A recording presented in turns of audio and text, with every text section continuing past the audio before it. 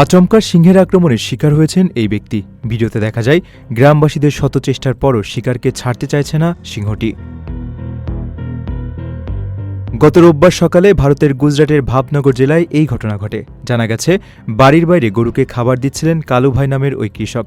এ সময় কোনো কিছু বুঝে ওঠার আগেই হঠাৎ একটি সিংহ তার উপর হামলা চালায়।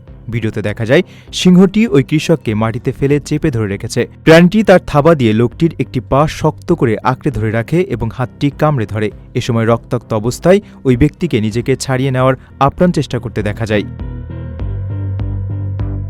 কৃষকের চিৎকারে আশেপাশের আতঙ্কিত গ্রামবাসীরা ছুটে আসেন। তারা দূর থেকে চিৎকার করে সিংহটিকে ভয় দেখিয়ে তাড়ানোর চেষ্টা করতে থাকেন, কিন্তু সিংহটি কিছুতেই শিকারকে ছাড়তে রাজি হচ্ছিল না।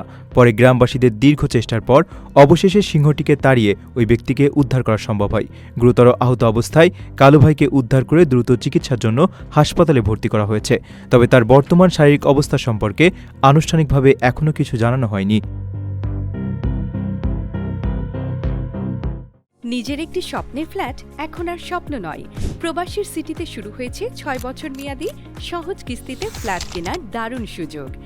এক ঠিকানায় আধুনিক জীবনযাপনের সব সুবিধা, নিরাপদ, পরিকল্পিত ও বিদেশের মতো স্মার্ট পরিবেশ। আজই বুকিং করুন আপনার পছন্দের ফ্ল্যাট আর গড়ে তুলুন নিজের স্থায়ী ঠিকানা। বিস্তারিত জানতে কল করুন স্ক্রিনে দেওয়া নাম্বারে।